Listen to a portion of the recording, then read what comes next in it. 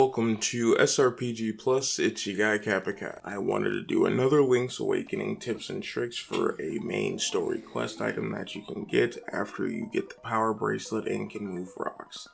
It's back in Mabe Village and it's in the Dream Shrine. So you're going to be presented with some enemies that are a lot like the Shy Guy.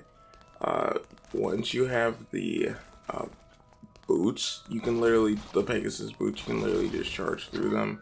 Or you can also jump over them, which I found out too, just in experimenting with them. Otherwise, you can like go up to them and spin slash them. And right here, I'm pretty sure that was just some rupees, if I'm not mistaken. And then up here, nothing there but an ocarina. So, we played Zelda before, we know what this means.